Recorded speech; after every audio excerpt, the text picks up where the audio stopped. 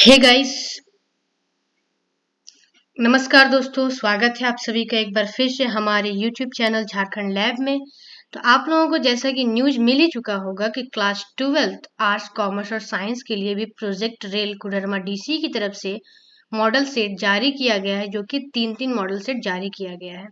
तो बस अब हम लोगों को करना क्या है, बहुत अच्छे से पूरे शिद्दत से हम लोगों को क्या करना है, पूरे सेट का रिवीजन करना है, इसके पैटर्न को समझना है और इसके सॉल्यूशन को बस अपने दिमाग में कॉपी करते जाना है। ठीक है।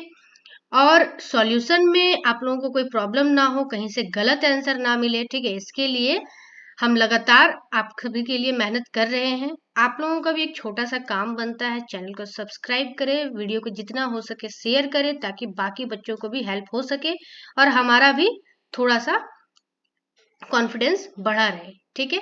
तो चलिए, जैसा कि आप लोग देख सकते हो यहाँ पर स्क्रीन पर, ठीक है, आप लोगों को दिखाई पड़ रहा होगा कि प्रोजेक्ट रेल मॉडल प्रश्न पत्र 2023। ठीक है। आज हम लोग बात है कि किस सब्जेक्ट के बारे में आज हम लोग करने वाले हैं शुरू।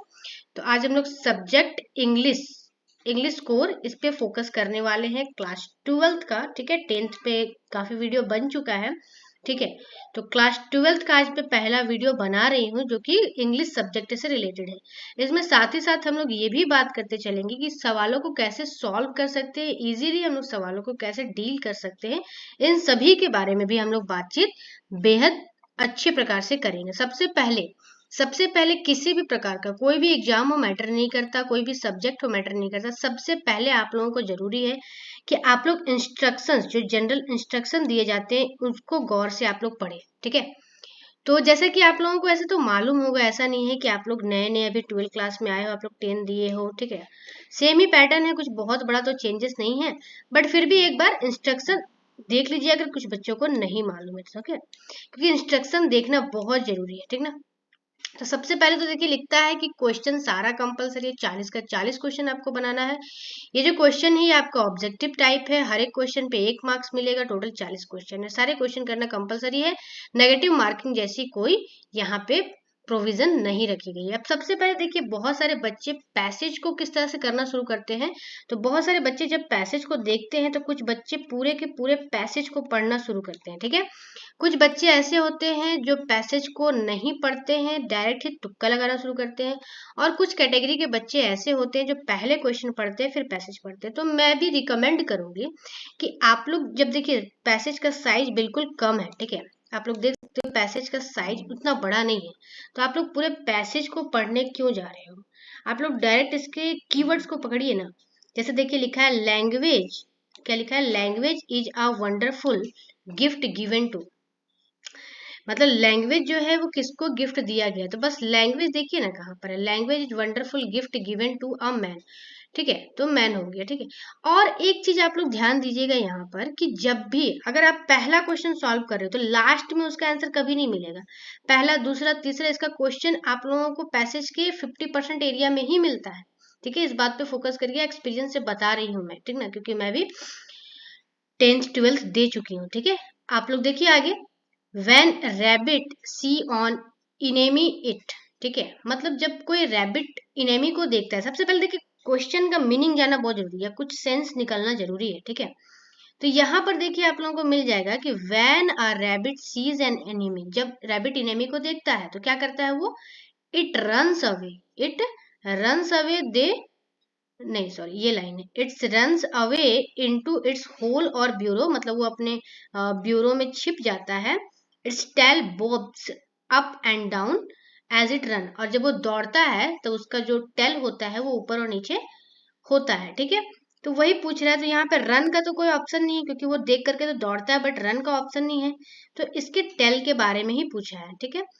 अगला है a dash barks, a dash barks यानी कौन भौंकता है। तो यहाँ पे देखिए आप लोगों को मिल जाएगा, देखिए आप लोग कितने नंबर पे, 3rd नंबर पे आ गए। तो आप 3rd नंबर का यहाँ पे कहीं नहीं मिलने वाला जवाब। तो देखिए 3rd नंबर क्वेश्चन का जवाब आप लोग को यहाँ मिल रहा है, डॉग बार्क्स। ठीक है। ऐसे भी कॉमन सेंस लगा के लिख सकते हो कि भौंकता कौन है, डॉग भौंकता है। ठीक है। बट फिर भी पैसेज को एक बार देखिए, क्योंकि पैसेज कभी कभी चेंज भी कर देता है। ठीक है। चलिए चौथे क्वेश्चन पे मूव करते हैं। No animal possesses the gift of, अब देखिए स्टार्टिंग में ही यहीं पे लिखा हुआ था, ये समझने वाली चीज है। लिखा है language is wonderful gift given to man, यानी लैंग्वेज जो है वो गिफ्ट दिया गया है किसको, मैन को। No animal possesses this gift, तो कौन सा गिफ्ट, दिस गिफ्ट मतलब कौन सा गिफ्ट, यही लैंग्वेज, ठीक है। तो ये लैंग्वेज मैन को दिया गया है बट एनिमल को नहीं दिया गया, तो वही पूछ रहा है एनिमल को क्या नहीं दिया गया है, तो लैंग्वेज नहीं दिया गया है, ठीक है।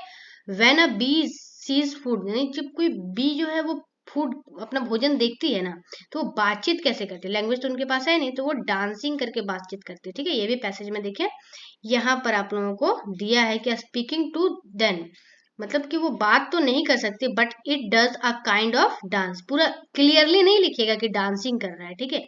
आप लोगों को थीम समझना पड़ेगा। इन द पैसेज आप लोग देखिए नॉर्मली भी भाषा में कॉशन लिखा होता है ना, कहीं पे इलेक्ट्रिक वगैरह कुछ होता है तो कॉशन लिख करके इस टाइप से क्रॉस का साइन बना देता है, तो कॉशन का मतलब वार्न होता है, चेतावनी होता है। चलिए पहला पैसेज हम लोग का डन हो चुका है, अब 7 से 12 नंबर क्वेश्चन पे पढ़ते हैं। अब देखिए ये इतना लंबा सा पैसेज है, अगर इस पैसेज को पढ़ने जाओ, ठीक है, उसके बाद फिर क्वेश्चन देखोगे तो फिर क्या है, फिर घूम के पैसेज पे आओगे। इससे अच्छा है कि पहले क्वेश्चन देख लो फिर पैसेज पे जाना ना। लिखा है मैसूर वेराइटी कंटेन लीव्स, यानी मैसूर में कौन से वेराइटी के लीफ पाए जाते हैं, ठीक है। तो आप लोग देखिए यहाँ पर स्टार्टिंग में ही 2-3 लाइन में आप लोगों को मिल जाना चाहिए कि मैसूर में कौन से वेराइटी के, तो ये देखिए यहाँ पर है cardamom, the Mysore variety contain leaves of the cineole और लिमियोनिन, ठीक है। तो बोथ हो जाता है इसका आंसर। और एक बात देखिए, मैं बार बार आप लोगों को सजेस्ट करती हूँ कि ऑप्शन पूरा चारों पढ़िएगा, ठीक है, बहुत अच्छा खेलता है ऑप्शन के साथ एग्जामिनर। अब इंडियन कार्डेमम का जो क्वालिटी होता है वो बेटर होता है, देखिए यहाँ पर लिखा गया है आप लोगों का, ठीक है, कि एक स्पेशल कल्टीवेशन होता है, मेथड यूज किया जाता है कंबाइंड वगैरह, ठीक है। इसके अलावा यूनिक गॉम्स, फ्लेवर, साइज वगैरह सारे पे ध्यान दिया जाता है, तो क्या है उसका क्वालिटी बेटर ही है। अब बोल रहा है कार्डेमम जो होता है ये किस मंथ में होता है, तो देखिए वहां पे आप लोगों को यहाँ पे दिख रहा होगा अगस्त और फरवरी। देखिए अभी लास्ट में नहीं पहुंचे ना, क्योंकि अभी हम लोग तीसरे चौथे नंबर क्वेश्चन को कर रहे हैं, ठीक है।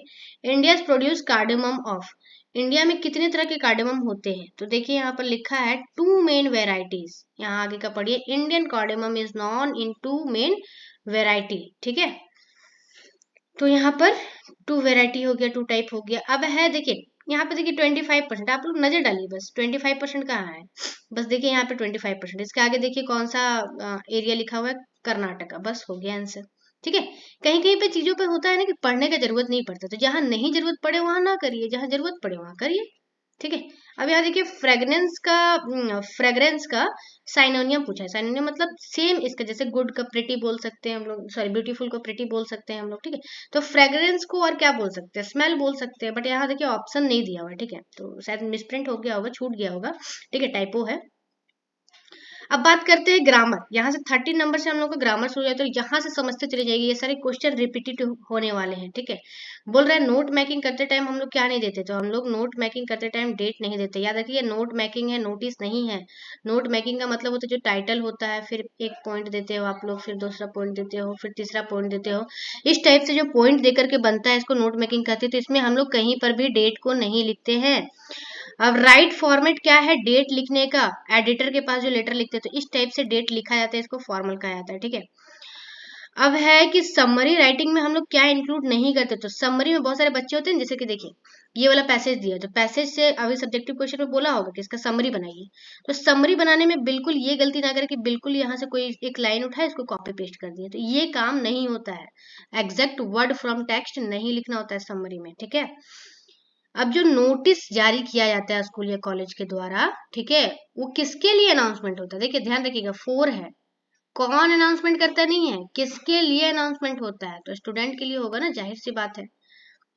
अब फॉर्मल लेटर स्टार्ट होते हैं, फॉर्मल लेटर में सबसे पहले आप किसका एड्रेस लिखते हो, जिसको भेज रहे हो उसका एड्रेस लिखते हो, नहीं जो रिसीव करेगा, ठीक है।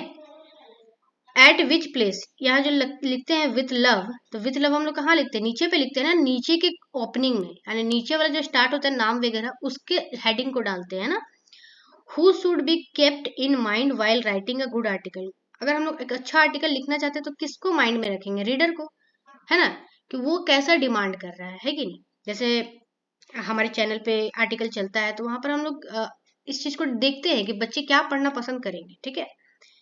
The heading subject of a notice should, यानी कि जो नोटिस का जो हेडिंग होता है वो कैसा होना चाहिए, ब्रीफ होना चाहिए और कैच होना चाहिए, ठीक है, ताकि हम लोग कहीं पर भी कोई पोस्टर देखें तो बस हम लोग उसका हेडिंग देखते हैं, उतना पढ़ने का टाइम नहीं है किसी के पास। अब देखिए डॉगलस, अब यहाँ से स्टोरी का स्टार्ट हो गया कि डॉगलस को डीप जो पुल था, जब वो सीखने गया था तो उसको कौन पुल में धक्का दे दिया था। तो क्वेश्चन चैप्टर में भी क्लियर नहीं किया है, लिखा है कि लगभग 18 साल का एक लड़का था, ठीक है। अब है याकिम्स क्या था, तो याकिम्स एक रिवर था, बट ये, हाँ ये एक रिवर था, ठीक है, रिवर था। याकिमा पुल था ना जहां पर वो गया था, ठीक है। आई थिंक ऑप्शन में कुछ मिस्टेक है, एक बार इसको कंफर्म करिएगा ना आप लोग। What does the last lesson symbolise, last lesson में क्या बताया गया है, तो लास्ट लेसन वो वाला था ना फ्रेंच वाला, जिसमें एक कंट्री जर्मन जो है वो अंडरटेक कर लेती है फ्रेंच को, है ना, उसका एक जगह होता है लॉसेन, है ना। तो वहां पर क्या होता है, लैंग्वेज भी छीनता है और फ्रीडम भी छीनता है। Who insist on being is on master, on master कौन बनना था, मुकेश, है ना, मुकेश क्या बनना चाहता था, एक मोटर मैकेनिक बनना चाहता था ना, ताकि वो अपना अपना मालिक बने, बैंगल इंडस्ट्री में वो काम नहीं करना चाहता था। फिरोजाबाद का फेमस चीज क्या था, ग्लास बैंगल, हजारों हजार पुश्ते जो है जनरेशन उसमें चले गए हैं। Deep water excerpt taken from, deep water जो है वो किसका स्टोरी है, तो लॉस्ट स्प्रिंग, मतलब डीप वाटर में भी तो वही है ना, चाइल्डहुड के बारे में। Lost spring story from stolen childhood. The life of Mahatma Gandhi तो नहीं है। माई ईयर विथ बॉस भी नहीं है। Of man and mountain, I wish, lost spring नहीं होगा, ठीक है, मैन एंड माउंटेन होगा, ठीक है। Who was teacher of French, French का टीचर कौन था, मिस्टर एम हेमल, जिस मतलब फ्रेंच जिसको बिल्कुल नहीं पसंद करता था, बट लास्ट दिन जब वो ग्रीन कोट वगैरह पहन के आया था तो उसको वो थोड़ा इमोशनल हो गया था, है ना। अब वो था जो 12 तक काउंट करने वाला एक पोयम था, याद है आप लोगों को, कि 12 तक काउंट करो सब कुछ शांत हो जाएगा, तो कौन जिएगा, अर्थ, क्योंकि सारे प्रदूषण शांत हो जाएंगे कुछ टाइम के लिए। जो रोड साइड स्टैंड है इसका पोइट नेम रॉबर्ट फ्रॉस्ट। एक बात रिकमेंड करूंगी मैं आप लोगों को फिर से, कि पोइट नेम और राइटर नेम आप लोग पढ़ लीजिए उसका लिस्ट बनाकर, क्योंकि क्वेश्चन आना ही आना है, ठीक है। रॉबर्ट फ्रॉस्ट लाइफ स्पेन, यानी उनका लाइफ का जर्नी कब से कब तक था, तो 1874 टू 1963। बढ़ते हैं 31 क्वेश्चन नंबर की तरफ। What evils that we possess, ठीक है, इवल्स मतलब हमारा दुश्मन क्या है, तो डिसअपॉइंटमेंट, निराशा, और हमारे अंदर किसी स्किल की कमी होना, ठीक है। अब देखिए यहाँ से पोयम का 2 लाइन का पैसेज है, इसे देखिए किस टाइप से क्वेश्चन पूछ सकती है। पोयम दे दिया, आप लोगों को पहचानना होगा किस चैप्टर का नाम क्या है पोयम का, तो माई मदर एट 66। मैंने कैसे पहचाना, तो यहाँ पर देखिए मुझे इस लाइन से पता चला था, children spelling out of their homes. जब वो गाड़ी में अपनी माँ को बैठा करके ले जा रही थी और वो देख रही थी कि बच्चे जो है अपने घर के बाहर खड़े हैं, पेड़ पीछे छूटता जा रहा है, वो सारा देखी थी, ठीक है। अब सेम पूछ दिया इसका पोइट कौन है, तो कमला दास। अगर आप यहाँ गलती करते हो तो आप यहाँ भी गलती करते हो, 2 क्वेश्चन आपका चला जाएगा। Who looked at the young trees, young trees को कौन देखा था, तो वो जो माँ थी उसकी जो बेटी थी वही ना एक्चुअल में ऑथर है, ठीक है, तो पोइट ही देख रही थी ना। Was Maharaja successful in killing, जो 100 टाइगर मारा था 99 को मारा था, एक को मारने वाला था बट वो जू में जाकर के रख दिया था, है ना। तो नहीं, क्लियर नहीं है, ठीक है, मे भी नहीं, क्लियर नहीं है, नहीं मारा था। Word where Indian and Antarctica, India और अंटार्कटिका मिल करके गोंडवाना बनता था जो टूट करके अलग हो गया था, है ना। What was the profession of सदाव, सदाव कौन था, डॉक्टर था जो कि बचाया था ना, किसको था, जापानीज नहीं, अमेरिकन सोल्जर को बताया बचाया था, है ना। जो द मॉमी हिजा द मॉमी हिट विजार्ड इस चैप्टर का है जो, तो जो कि किसकी बेटी थी, जैक की बेटी थी, जो हमेशा स्टोरी सुनाया करता था। Who is the lamb, lamb कौन था, एक ओल्ड मैन था। Who had major influence on Sadao's life, Sadao's life में बहुत ज्यादा मतलब किसका शामिल, मतलब कौन शामिल थी, तो उसकी वाइफ, ठीक है, हना नाम था ना। चलिए, तो आई होप आप लोगों को यहाँ पर समझ आया, और 2 क्वेश्चन में हम लोग थोड़ा मिस कर गए, ठीक है। तो मतलब मिस क्या किए, सही ही है, कोई दिक्कत नहीं है उसमें, ठीक है ना। और बहुत सारा आप लोगों को हेल्प मिलेगा, ठीक है, तो ज़्यादा से ज़्यादा इसको शेयर करिए, ठीक है, चैनल को सब्सक्राइब करिए, ताकि हमें भी थोड़ा सपोर्ट मिले, और इसी तरह से आप लोगों के लिए सॉल्यूशन लाते रहें, एक्सप्लेनेशन देते रहें, और आप लोगों का भी एग्जाम में हेल्प हो, ठीक है। तो मिलते हैं नेक्स्ट वीडियो के साथ, नए सोल्यूशन के साथ, तब तक के लिए धन्यवाद।